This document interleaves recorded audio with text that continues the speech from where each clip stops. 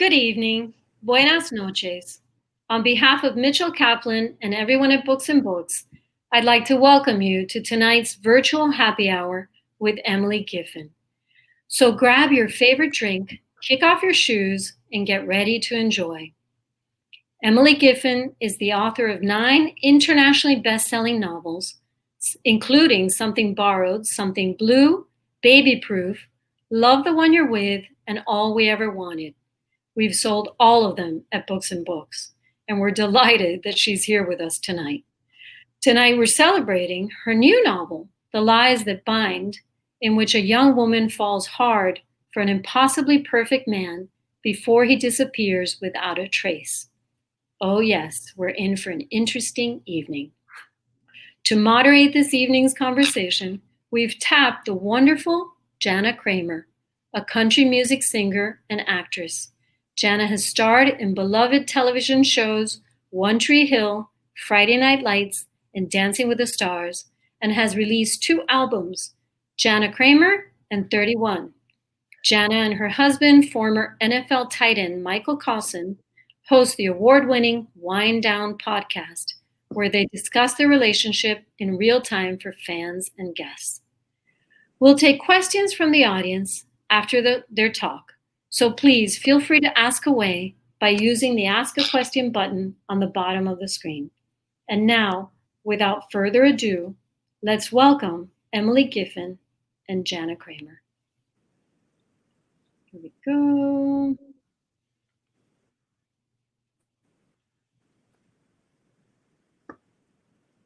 Hey. Hey, Jana. How are you? Cheers. Thanks for doing this with me.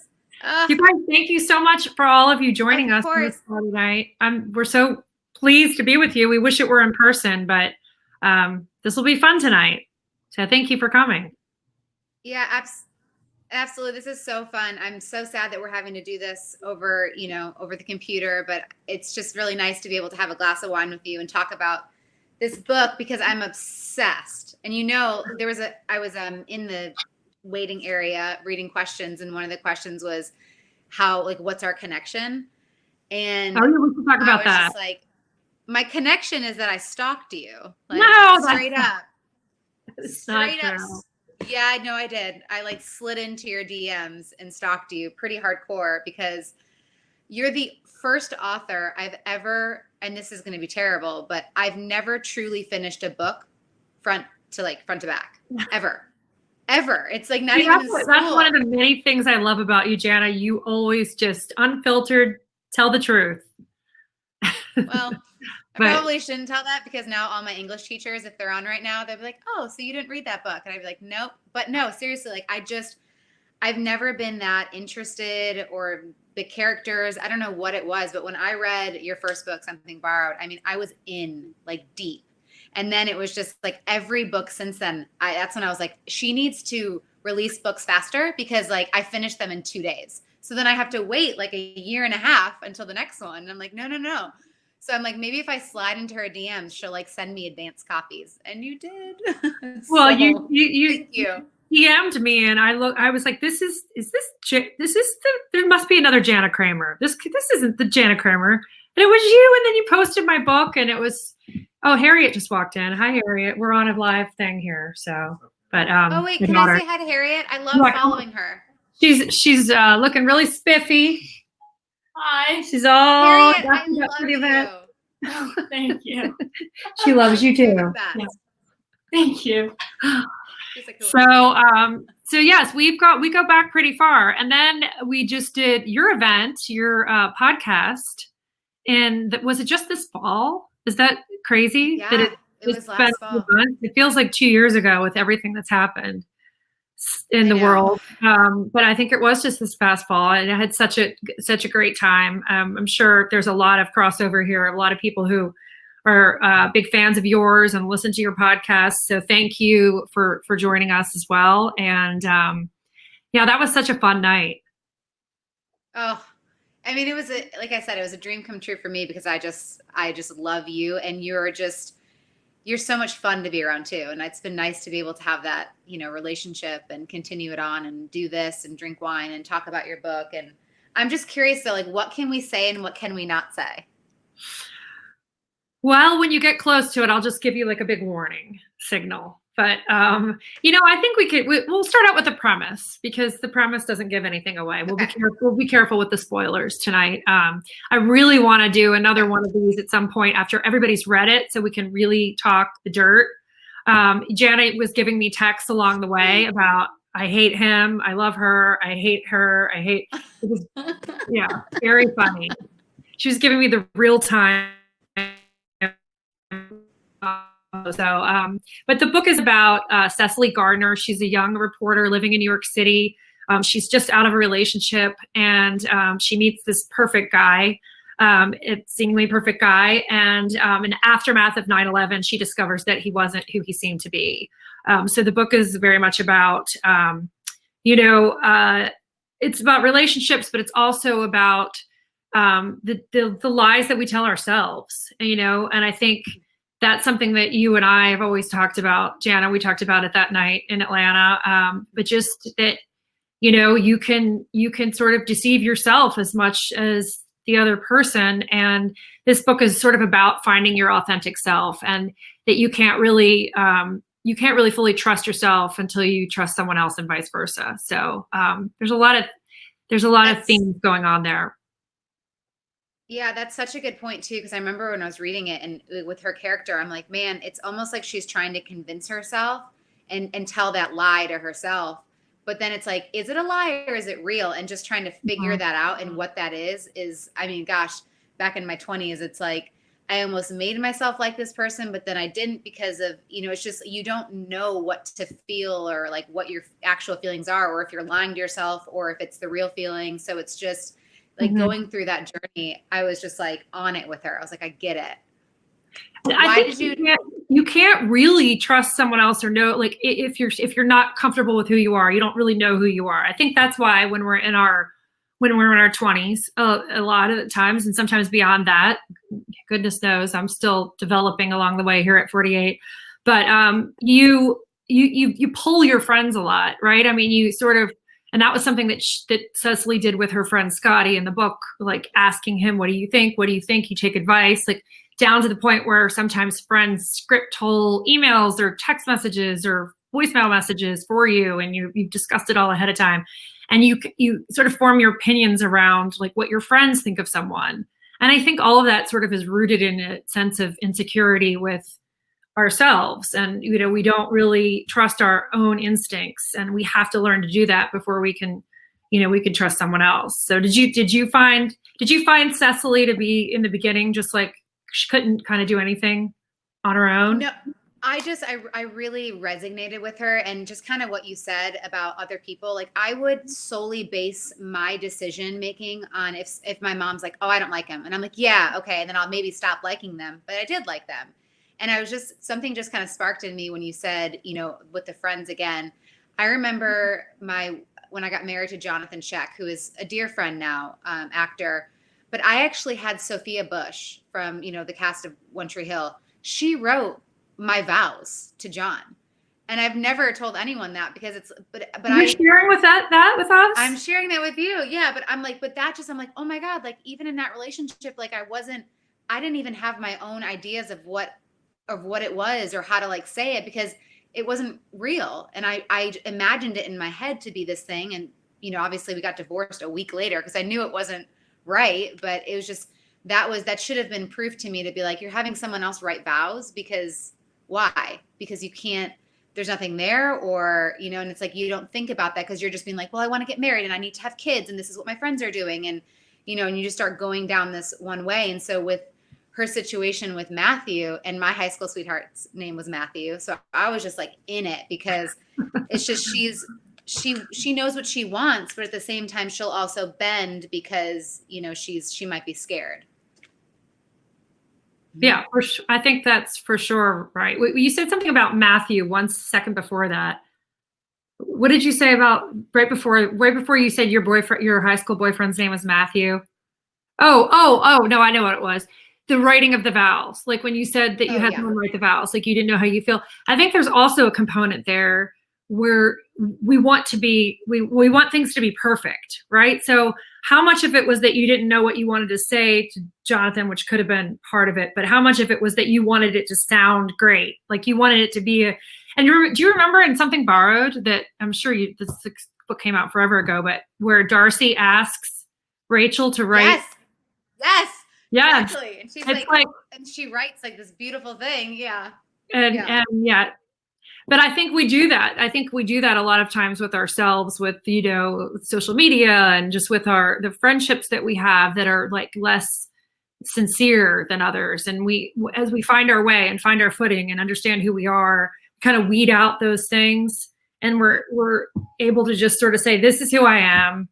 And, accept me for this or not. And I'm going to try to get better, and I'm going to screw up. I'm going to make mistakes. And, goodness knows my characters make mistakes. How often do you dislike my characters when you're reading? Like, truthfully?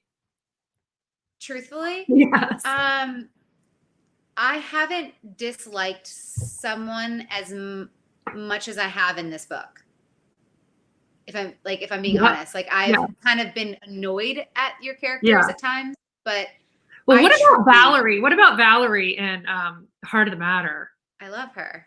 Okay.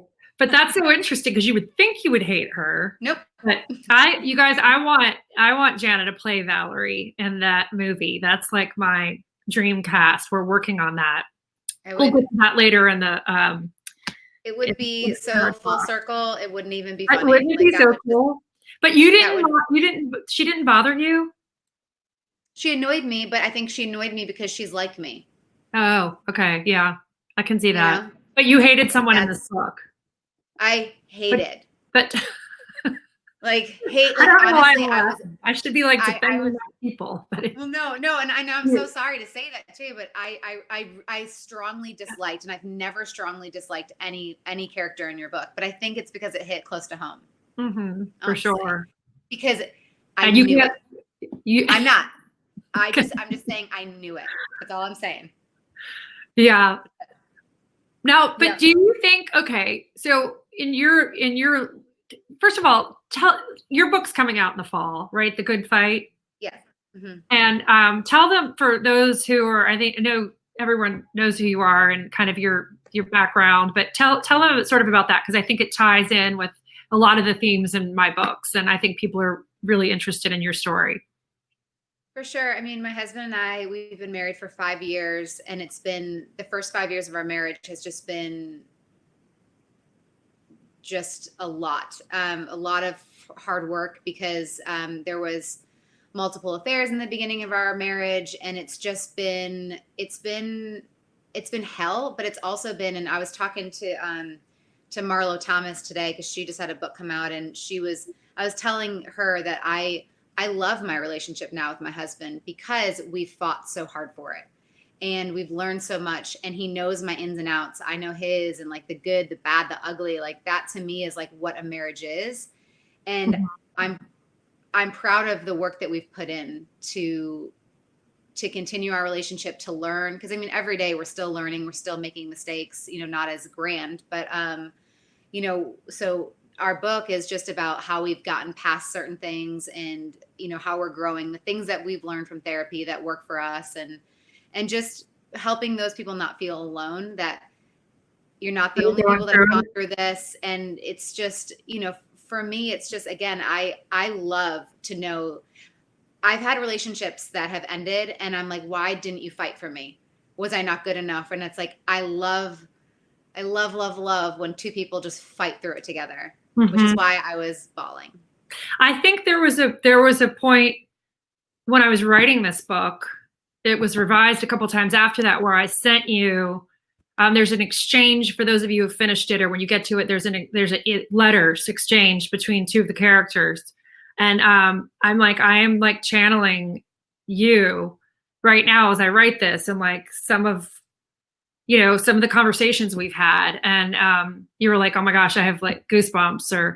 But I think that just the theme to me, and maybe that's one of the other reasons that I'm so like drawn to you and to Mike and enjoy the two of you so much, is I think these relationship themes that I write about, and really all my books are they're so fascinating. It sort of like makes us who we are. And I do believe in second chances and forgiveness and redemption and like the grit that you have.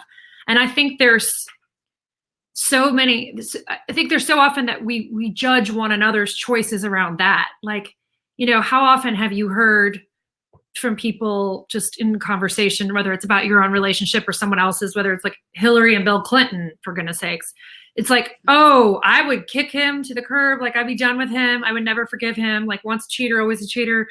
All of those like concepts, I think that's so personal. And it's to my characters when I'm writing these stories, it's personal to our friendships. Like, we can't make these decisions for other people, and I can't force you to forgive. I can't force myself to forgive. I can't, and by the same token, I don't think we should judge each other for those same decisions. Sure. But the messiness of all of that is like, it's so endlessly fascinating. Like, do you think that's what I was just going to say is, oh, sorry. No, go ahead. No, I was just going to say, like, that's what I love about your characters in your books is because it is messy. But the messiness has me crying every single time, like at the very end, because it just, you tie the messiness in a pretty bow. It still potentially might be a little messed up and there's a lot of work to do, but it's still beautiful at the end. And I think that's where you give hope to those who are like, okay, it's not perfect and that's okay. I do like to leave my characters in a hopeful place, because I think that's how I see life and all of our evolving relationships and our marriages and friendships, and there's missteps and we hurt each other, and but I like to always think that we can move forward. The last book I wrote, All We Ever Wanted, set in Nashville, was the one time when I initially wrote it and I was late on my deadline, and I was like, then I had to do an epilogue, and I wrote it, and she actually, this isn't what happens in the book, but she died. My original ending, she died of cancer, and there's a hospice scene. I know. And my son, one of my sons said, I can send it to you. I can send you that. But one of my sons said, "You're just going to kill off your character because you're mad you had to write an epilogue?" And I said, "No, of course that's not why. But I mean, this happens in life, and this does happen. And then, and it works with the arc of the story. And, it's like, it happens to good people." And my mom was like, "You are not going to kill her off. Like, no, you're not going to do it." And I regrouped, and I think there might be a time where, we see death in that way. But as far as my main characters go, I really do like to leave them in a hopeful place. So I rewrote that. If you haven't read the book. Yeah. Which we appreciate, because I will tell you, spoiler alert, not really spoiler alert, but it was getting to the end, and I was like, "Emily, if you do not wrap this in a bow for me, like, I'm never talking to you again. Like, I need to know." Yes, you would have, because you would have forgiven me, Jana. No, I don't think so. Like, you would have. You would have talked through it. You were very strong in the forgiveness department, and we would have talked through it. But I even told my husband, I was like, I was telling Mike when I was reading it, because he walked in, and I was like, "Immediately walk out of the room right now. Like, I've got like 2 chapters left and I'm a mess." And then he walks in, like, I don't know, 10 minutes later, and I'm crying, and he's like, "So not good?" I was like, "No, just please. Like, I just need to process all of this right now." Your video that you posted was so cute, of you at the reading it by the pool, I think. Did he take that? Did Mike take that? That was very cute. Yeah. So yeah, we had his. Well, I'm glad that you were. Why did you pick New York? New York, I think the sense of place in this book has been more important than I think probably any of my books since Something Borrowed and Something Blue. I really wanted to return to this summer, really the summer of 2001. So even though 9/11 is in the book and what happens after, there's something about the summer of 2001. It's sort of like the last summer of innocence. I was living in New York at the time, and I was a lawyer, and I was about to turn 30. And I was sort of making this decision about the kind of, what did I want to be? Did I want to be a lawyer? Did I want to pursue my dream of writing? And that whole time in life was so poignant. And so it's just very like Sex in the City too. Like that whole sort of, didn't it just feel like such an innocent time? I mean, you were like a baby in 2001, but yeah, I mean, I just really wanted to write about the before. And then of course the after 9/11 happens, and then to explore the relationship in the context of that historic event. And it's interesting because when I started writing the book, the entire time I turned it in January, and I did my revisions in February. And then, of course, COVID, everything, the world changed, and starting in March. And so there were so many parallels. And my sister, I think, was the first, who's on tonight. Hi, Sarah. Hi, Sarah. She said to me, "Isn't it weird, like the parallels with your book and and what's going on now?" And I'm like, very literal a lot of the time. And I'm like, what do you mean? Like trying to think, was there like a pandemic? She's like, just like 9/11 in general. And I think I was almost too close to it to see at that point. I hadn't fully digested like what was everything that was going on with the coronavirus. But I think that the point in time that we're in now, and of course, all of the social change that's hopefully coming, and the moment we're in now, I think is reminiscent and of 9/11 in that it's this big historic event, and it's definitely tragic, and a lot of people are suffering and dying. It's horrible. There's this internal component, I think, when we all sort of pause to the extent that we can and take stock of our lives and think about, are we living the life we're meant to be living? Are we in the relationship that's fulfilling to us? Are we raising our children the way that we truly, in a purposeful way? Are we having the conversations with our kids that we want to be having? Because life is so busy, and we're rushing around, and we're doing all these things, and it's checklists, and it's getting ready for it's going out to a happy hour we don't even necessarily want to go to, and all these commitments. And now it's like it's quieter and it's slower, and we can sort of take stock of our lives and our relationships and our careers, and like, do we want to be working from home full time? Is this job satisfying enough? Are we just not going to take this stuff from our boss anymore because we've now kind of looked at death and life in a different way? So I think that's why I chose 2001. And that's also why I chose New York, because I think it was particularly powerful. Obviously 9/11 like conjures the Twin Towers and the landscape of New York. And that's where I lived, and that's where Cecily lives. And to explore a relationship in that context, like I can see someone one day exploring a relationship in the context of where we are now, from everything starting with the initial social distancing to everything that's happening now with George Floyd's death, and this like Black Lives Matter movement, and all the social change that's coming that we sort of feel.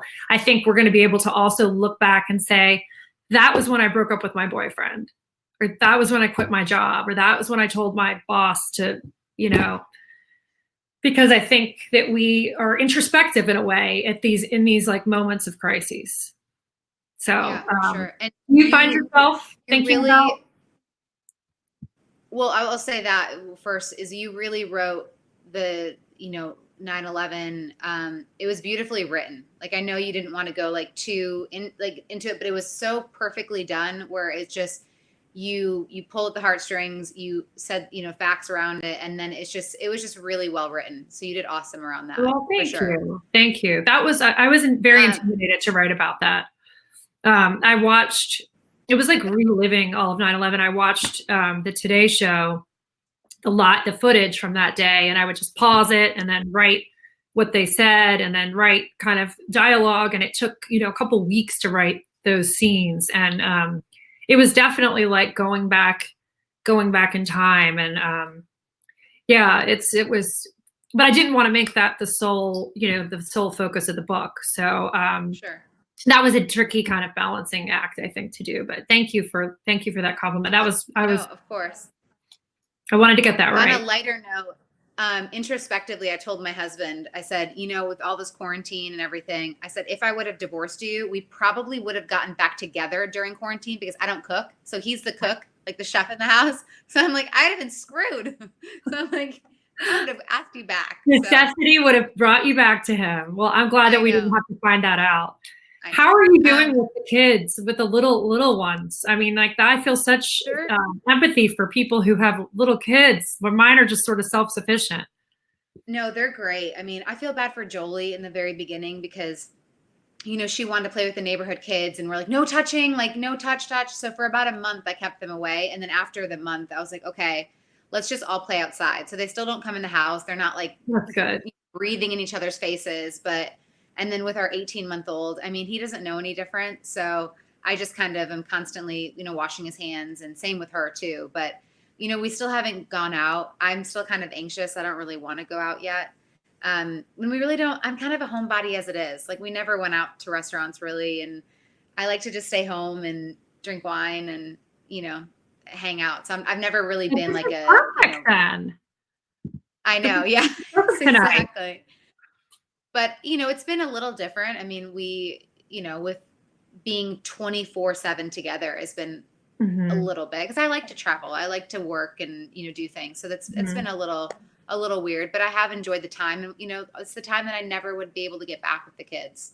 So I've really enjoyed that. But, we've had some pretty knockdown, drag out fights, with me and the hubs just being like, it's just too much closeness. Like I need a few days away, but like he can't travel. I can't travel. So Who's better at sort of like, I'm not talking about the big epic disagreements you've had and fights, but who's better at sort of like mending the fences around the little things, like the olive branches and,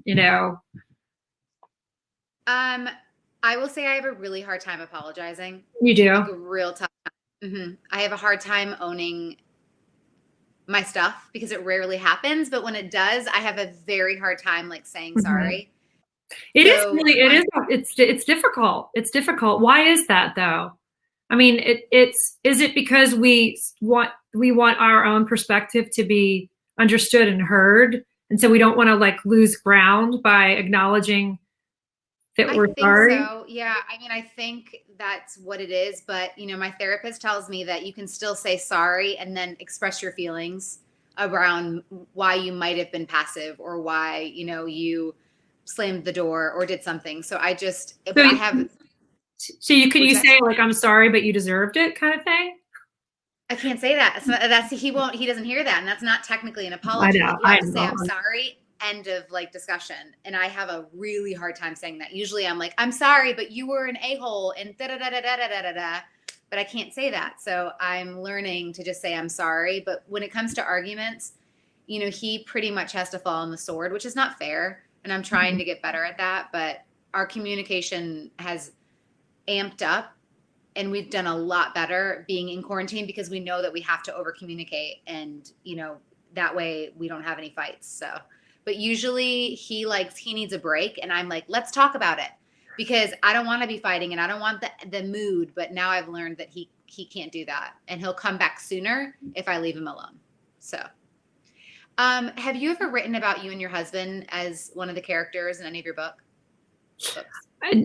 I would say yes and no. The major plot lines of my 10 novels, none of them have been autobiographical. Like, it's not like my third book, Baby Proof, whether or not to have a baby, my husband and I always wanted to be parents, I never fell in love with my best friend's fiance and Something Borrowed, Why not? I know, So as far as like the big plot lines, but of course, every story, particularly the ones about relationship, the marriage or relationships, you're going to borrow on emotions that you have in your own relationship and with others. So like as you're writing a scene, I mean, you can't write in a vacuum. You don't write in this this void. So you're drawing on, whether it's your relationship with Mike or a fight that I had with my husband or, something that you've just seen in the tabloids. I mean, like, here's a perfect, like, kind of silly example. Not silly to them, not at the time. It's not silly, but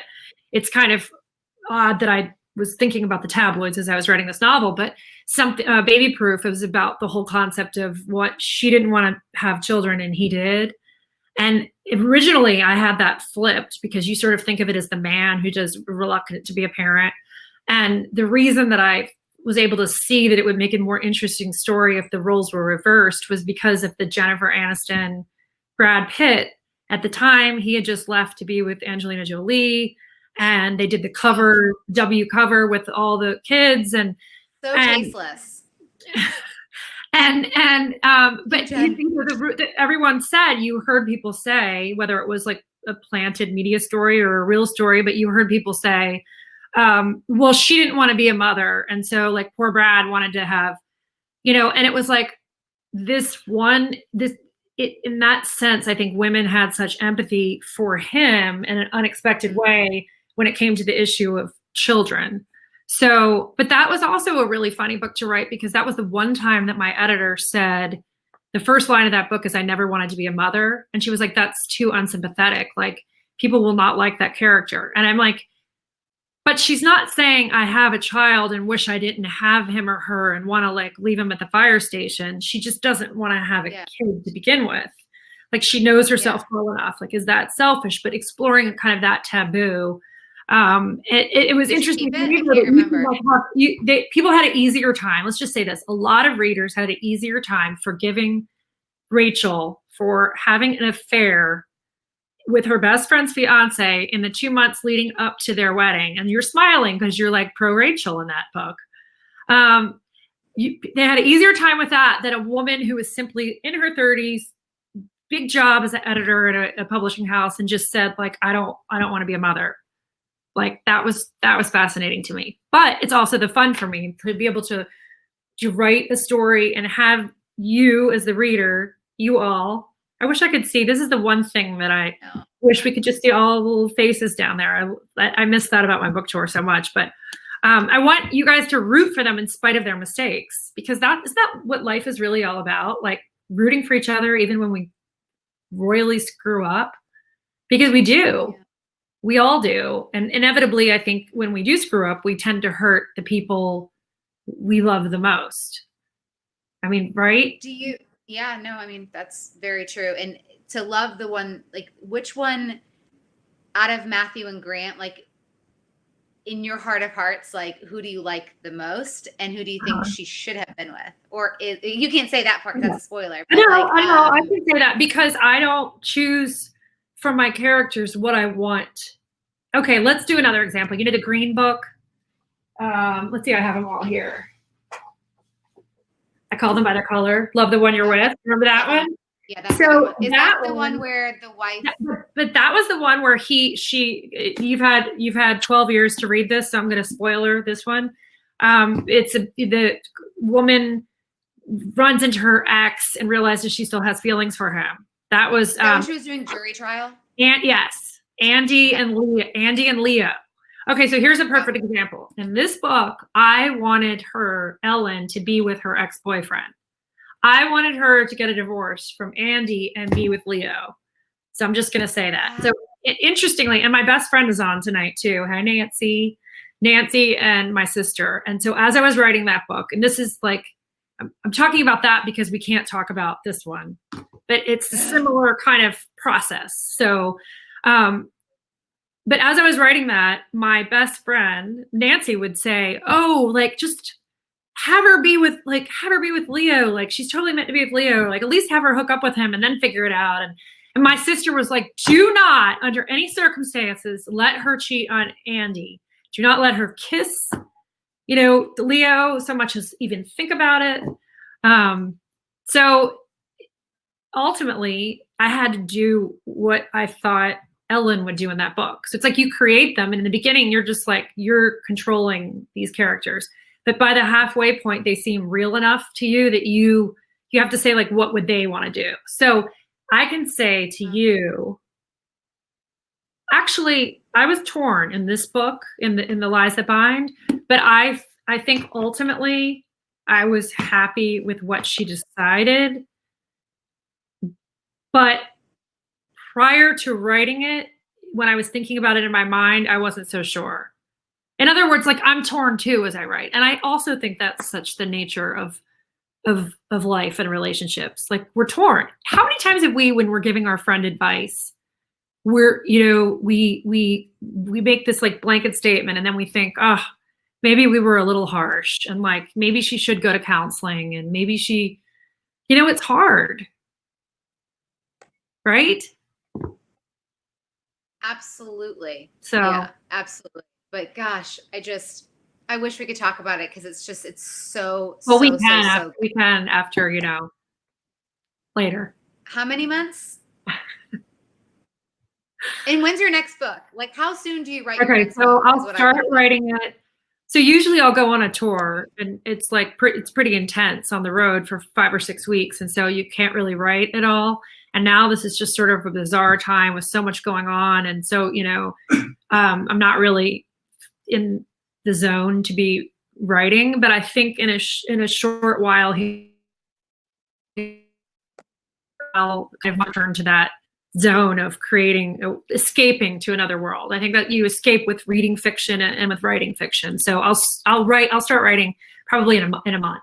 And then it'll take me a year and a half to write the book, and then it'll come out. It always comes out in even years. So the next book will come out in the summer of 2022. So yeah.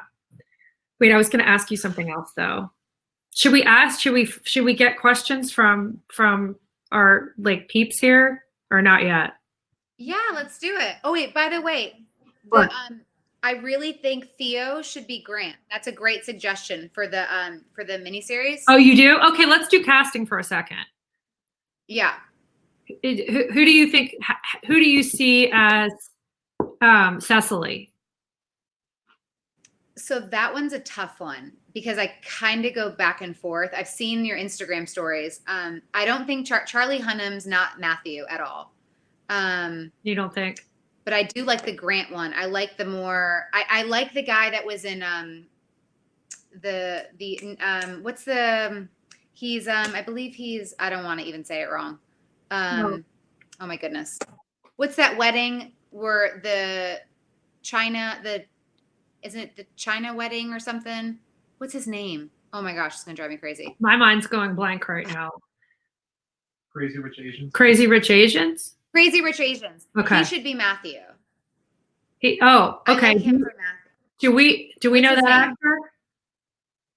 Crazy Rich Asians. Henry I Golding. never saw that. Okay. What about Cecily though? He's a good actor.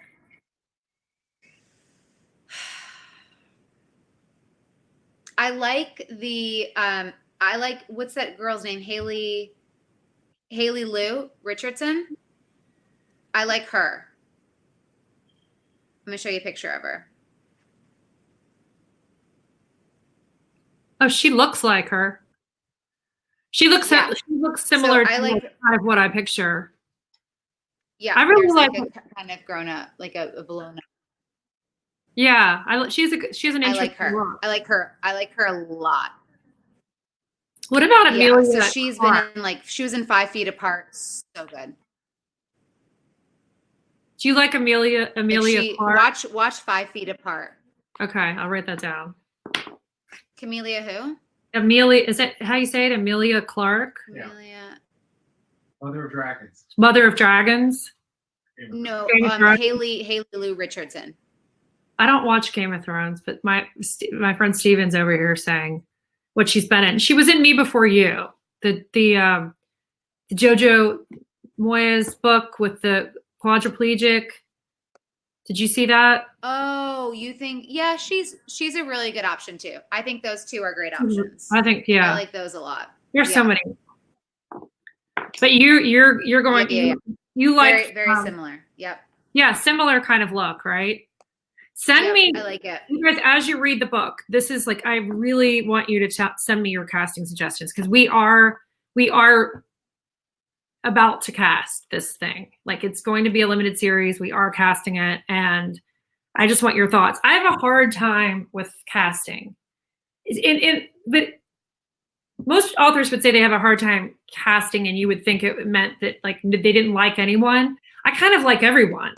I'm sort of like, yeah, I could see that. I can see that. Cause it's more about like, do they channel the essence of that person? Like Kate Hudson does not look anything like I pictured Darcy to look. I mean, Darcy's like tall, like, you know, bone sort of thin, like cheekbones, dark hair, green eyes. Like she does not, like, Kate Hudson does not look like my vision of Darcy, but she channeled her so completely that I almost like thought it was like Darcy at times. I'm like, I think at one point I even said to her something her like as Darcy. She nailed it. Does Jana look like Kate Hudson is Darcy. You know, I wasn't a fan of Rachel, but it's okay. Yeah. Still a great movie. Still super, super good. Tell us about that. That's not Rachel.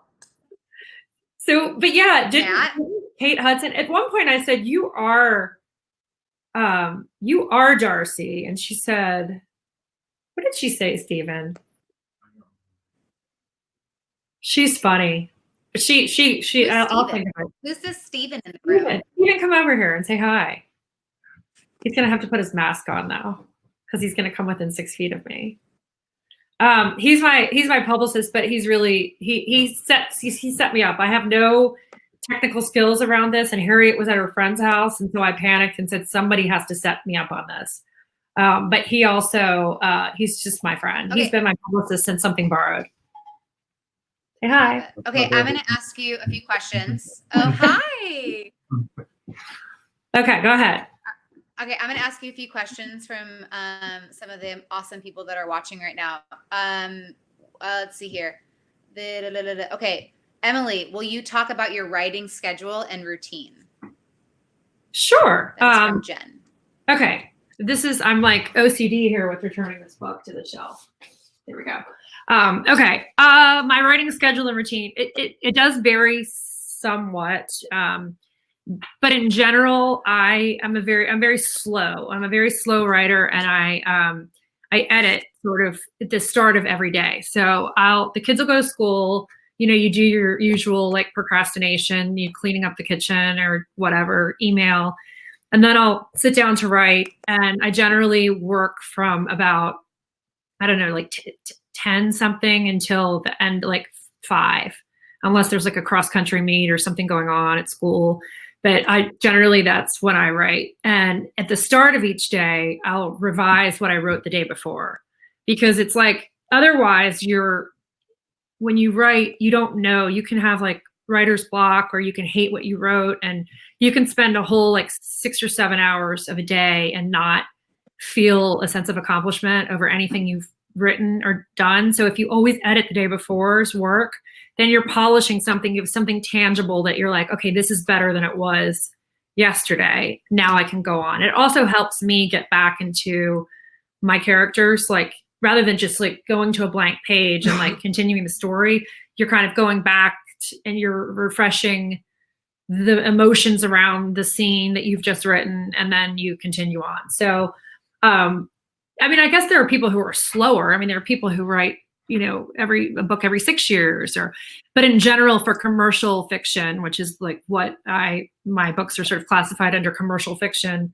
I publish every other year, and most sort of commercial fiction writers publish once a year, which I'm just amazed by. Like my friend, and we have the same editor and the same, obviously, publishing house, Random House, is Jodi Picoult. I'm sure you read her. A lot of people on here read her. She's amazing, but she writes the thickest books, the longest books, and she writes, you know, one a year. I mean, she's like a machine. It's amazing. And I'm just like, I'm much, much slower. So yeah, that's sort of my process. That's cool. Is there a book, someone else asked, is there a book that's your favorite that you've written? Like, could you even narrow that down? My sentimental favorite is Something Blue, because I think it's hard to like separate a book from the time of your life that you were writing it. Like Love the One You're With will always remind me of having Harriet. And there's like a gap in it because I like stopped writing for 3 months because I didn't have like a maternity leave with the boys, and I wanted to like have that time with Harriet. So it's like, it's almost like you can almost, when you read it, sense the disjointed nature of part of the plot. my mother always says, so many people love the one you're with the most, but my mother always like, that's my least favorite of your books. That's like, I don't know. There's something that doesn't work for me. Like, Mom, you don't have to tell me what your least favorite of my books is. You don't have to pick one, but so Something Blue, I was living in London and I love England. I love London, the whole pre having children time. It's just like, I didn't yet have kids. I wrote half of it then I had the boys. I moved to Atlanta and I wrote the second part of the book kind of on bed rest at Northside Hospital Atlanta, like on my side, because I wasn't allowed to sit up. And so when I think about that book and that character transformation, it's like very personal to me about my own kind of life. But also I loved Darcy and how much she changed. And I know we kind of keep returning to that theme, but I really do believe that people can change. I believe in the power of love to transform us, and that we can forgive and we can become better versions of ourselves. And that's just something that I really believe in. And I think Darcy kind of embodies that transformation. She's just, and I love Ethan. I love them. Yeah. So I would say probably that. I'm probably proudest from like the writer. Am I going to do what? Oh, sorry. No, go. No, I was just saying kind of probably proudest of All We Ever Wanted. And then this one, I'm just like, this reminds me of Borrowed in Blue for some reason. Maybe because it's set in that time and it's more relationship driven. So it's kind of like, I always say, it's kind of like choosing your favorite child, and you can't really choose your favorite child, yet I can, because my favorite child is George. And so I can choose my favorite book too, which is Something Blue. And my boys better be watching this from Arizona right now, because I gave them a little login. You better be on here, Edward and George. But what were you going to ask? I'm sorry, Jana. No. There was a little delay. There was something. They wanted to know also, is there going to be a Something Blue movie? Because I know I'd heard of it, rumors of it, but. Yes. It's interesting because I have, I'm working with the same producers on all of these projects. So Molly and Rachel Smith with Black Label Media, and they did Something Borrowed, and we're developing all of these projects. Well, not all of them, but several of them, including the one that you're going to be in, Heart of the Matter. So it's, there's a practical side to Hollywood that, like, how that is. It's like something gets in development and then it gets sidetracked or something happens. So it's like we've been slow, but we sort of decided, we had a script and we decided to like pause and wait a beat because we weren't sure whether we wanted to recast it, because it's 10 years have gone by. The characters are, they're older. I'm not sure what, and I think we just wanted to wait, and now we're really focusing on the Lies That Bind. So if we do recast Something Blue, which I think it looks like we're going to, which is part of the delay, I really want to know what you think about those characters as well. So I know most of you probably, if you're on this chat tonight, follow me on some form of social media, but don't forget to send me your DMs, which I read all of them, and post about casting. Yes, she does. I do read them. Another procrastinator. That's how I found you. Jen also said, I love how you have certain characters that make cameos in other books. It's so fun. How did you decide when to do that, and who will make an appearance? Did you like the cameo in this one, Jana? So I think I missed it. Oh, I gotta tell you. I think I might have. Wait, can you text it to me right now? Yeah. I'll text it. I think I'm like, as I'm reading that, I'm like, wait, I think I missed it. How could I miss it? Well, you probably missed it because it's so major that you didn't see it. Wait, if it's so major, then I would know, right? Yeah, but it's almost like so major that you think in the rest. Okay, so I just texted you. Yes. Oh my God. Yes. Okay. Yeah. I didn't even think about it. Yeah. Well. So should we do? I want to talk about that. Oh my God. I didn't even think about that. Oh, the t-shirts? Okay. Steven's waving at me again here. Okay. Yes. So that one was a no-brainer because of the time period. But I love this concept. Do you remember, you're way, way, way too young for this, but some of you might remember Not the that way couple. what were the Laverne and Shirley overlapped with Happy Days, right? Not sure over yet. No. It was I didn't two watch any shows. of those. Sorry. You would see. I know, like you would Jody see that. loves Chauncey. What? Jody loves No. Anyway, the point is, like, we're so interconnected. How often do we like, oh my gosh, like you were 2 degrees separated, or my, your sister is my ex, something. Like the world's very interconnected, and so I like to reflect that in my books and sort of show that the characters overlap. And also, I think originally, actually, come to think of it, the reason that I first started to do that was because I had written Something Borrowed. So no one ever heard of me as a writer. Obviously, it was my first book. So I write Something Borrowed. And then I go to write the second book, and I don't intend to write a sequel. But in writing my revisions for Something Borrowed, I started to spend a lot of time with Darcy and think about, like, should I tone her down? Is anybody really this obnoxious? Like, thinking about her. And then I thought, well, what would her side of the story be? Because, in every like friendship fallout, there's 2 sides of the story. In any relationship, there's 2 sides of the story. So I started to think, oh, it would be really interesting to write from her point of view. So my editor said, that's awesome. That's great. Like, do that. So Something Borrowed, Something Blue. So now I've written 2 books that people have read. So then I write the third, and obviously my readers, there weren't very many at the time. I'm very grateful for those early readers, but there weren't that many at the time. And I think they assumed that I was going to write something old, something new, and continue with these characters. And I felt so guilty about disappointing them. But at the same time, I didn't want to write a series. I never intended to write a series. So then I thought, okay, well, to make people not upset and disappointed, I'm just going to throw in these characters into Baby Proof so that they see the characters and they get an update, and they're not totally pissed that they just bought the book and it's not about Rachel and Darcy and Dex. And so I think that's initially why I started to do it, and then I just sort of kept doing it. But I do like this notion of us all being interconnected. So. No, I love that. And now I'm like, I loved that character. Like, I remember like being like, wow, he's. Well, that's generic like, enough of a name where you probably like missed it, And plus, it was so long ago. So. You'll have to read it now. It makes so much sense, though. I know. What do you have any advice for any aspiring authors out there? Because there's a Phoebe. She's an author. She's been writing since the age of 10. She's now 28, but she's always dreamed of writing and publishing a book. So do you have any advice for her and any other aspiring authors? Hi, Phoebe.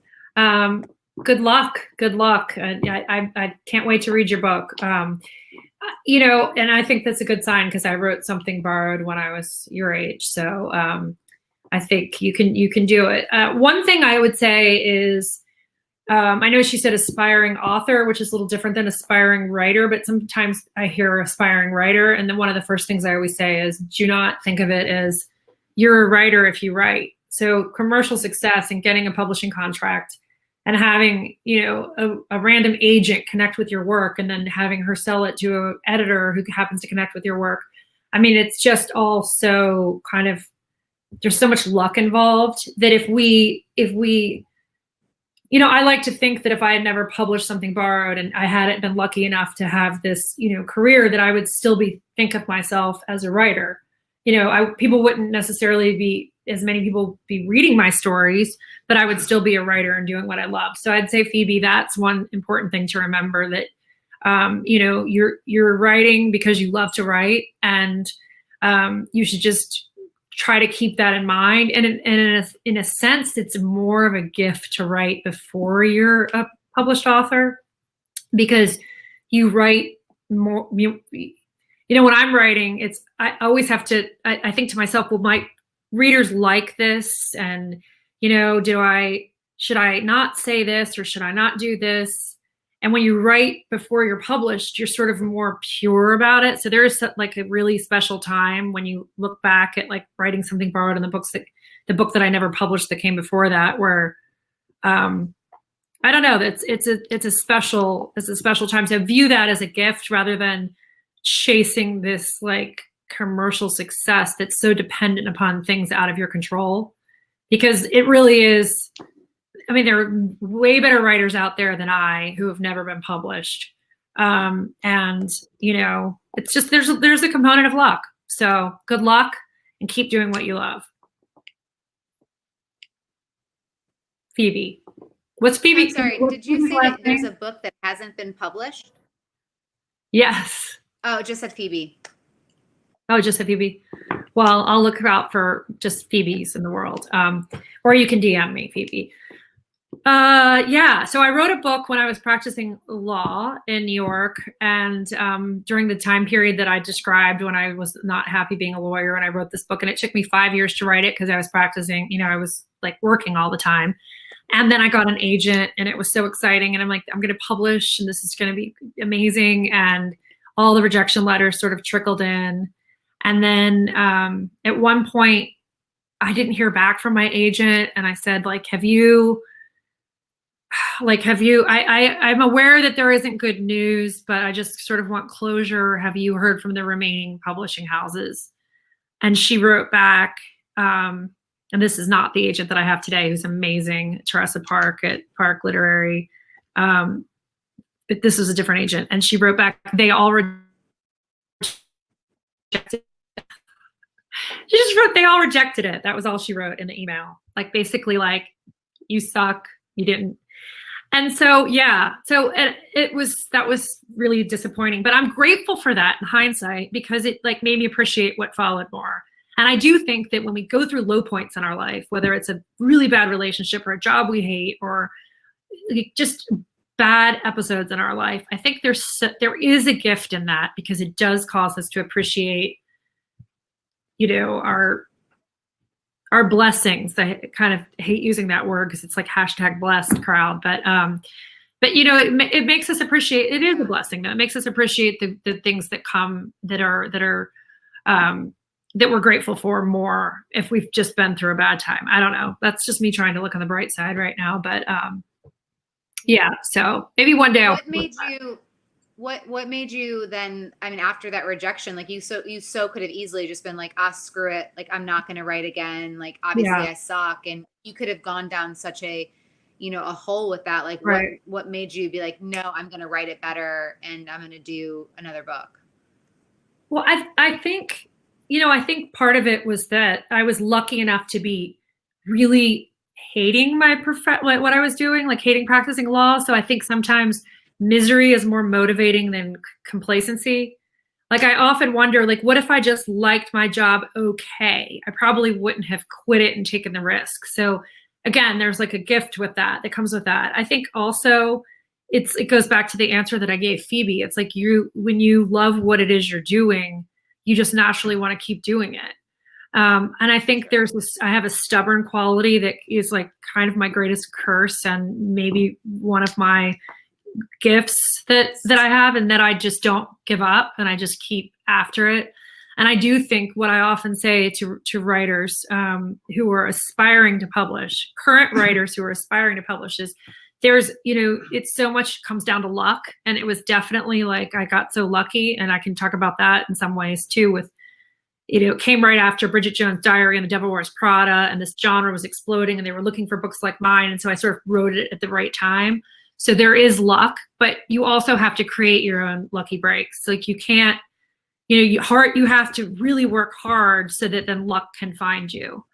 And that's kind of what I've tried to, I talk about that with my kids a lot. Like, you're going to have things go your way. And there are very talented people who get that end of the season injury, and, they just have really shitty luck, and it sucks. And there's nothing they can do about it. Yeah. But you can't be lucky until you put in the work to then get the luck. So I think it's both. Yeah. Yeah. I get it. I like it. So Wendy Wise, you're probably not. I know Wendy H. Wise. She is, I think her name is, let me see. See, I know names well from Instagram. I mean, I don't know Wendy, but I recognize the name. Hold on, let me see if I'm right. Wendy. You do. But you're probably not going to let me. Boom. Jana, I nailed it. Wendy H. Wise.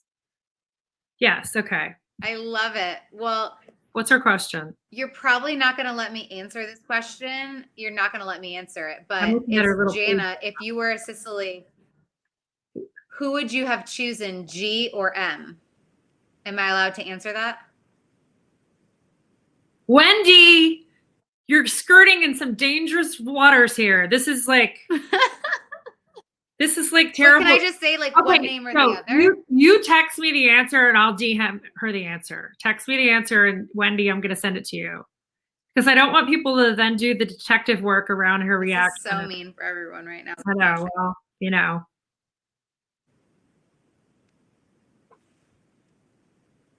Did you get it? Oh, that's what you wanted? What? Okay. Wendy, here comes your answer. Okay. Next question. I wish we could discuss this book. I am going to do a Zoom that's not, you don't have to buy a ticket or do anything, just log on. I'm going to do one, or Zoom, whatever you call this, in a few weeks after people have had the chance to read the book. And we're going to have a book club. So it's going to be anyone who's read the book is welcome to join. So we can talk about it later, but yay. I like that answer though, Jana. Okay. Next question. Anything else? One thing real quick. Okay, go ahead. Okay. No, go ahead. We have a little delay, so go ahead. You go. You go, Jana. Oh no, you go. You go. I was looking for a question. Oh, here, throw it here. So these are the t-shirts, The Lies That Bind, and we gave 6 away earlier today for the first people to chime in on the thread. But we're going to give 5 more away if you were on tonight. You're automatically eligible to win one, and we'll announce that tomorrow. So aren't they cute, though? I love these. They're really cute. They're comfy, too. I have one. Yes, you do. My sleep shirt. I love it. It's very comfy. Would you like another question? I think we have time at 7. I think we were supposed to wrap up in 7:10, right, Stephen? Mm-hmm. So we have yeah. Let's do a couple, 1 or 2 more. 1 or 2 more. Okay. I'll try to keep my answer brief. Drum roll. Who was the cameo in All I Ever Wanted? There was one. Was it Ryan? No, that was First Comes Love. Wasn't it? Okay, a t-shirt to whoever DMs me that answer first. How do we forget this, Stephen? All We Ever Wanted cameo. Stephen? Stephen? That's my Alexis voice from Schitt's Creek. Stephen? Stephen? Who was it? Mallory wants to know, where do you write, and do you find writing at home to be distracting? Someone answer that question. That's killing me. Okay. I write at home. Well, certainly now I write at home. It is distracting when the kids are home, and when they were younger. It's easier now that they're doing their own thing and they're not as, they don't want to be around me as much. Very sadly. Enjoy these times. So yeah, I write at home, or I like writing in really loud, at a really loud coffee shop where you can kind of tune, the din becomes so loud that you're not listening to any one conversation. Oh yeah, duh. All We Ever Wanted. The cameo was Kirby Rose, who was the country music singer from okay, wait a second. So Where We Belong. Where We Belong was about that Kirby Rose character. The girl from St. Louis who was adopted. Yes. And she was like a drummer in high school. Well, in All We Ever Wanted, they're discussing, they're text messaging back and forth with, that's the one you're in, Jana. How dumb are we? Where she says, who are your 5 favorite artists? So dumb. 5 favorite artists of all time. And the character writes back, my favorite 5 artists of all time are Kirby Rose from this book. So now you know that she became famous. And you were one of them. Don't you remember this? There's a lag time here. She remembers it. That was the Jana coolest was ever. one of the 5. Yeah. Little lag. Oh, I remember. Yeah. That was pretty much all of the questions. Some of the other ones were kind of around the same. Okay. Well, you guys, thank you so much for joining us. And I didn't say it before, but happy Juneteenth.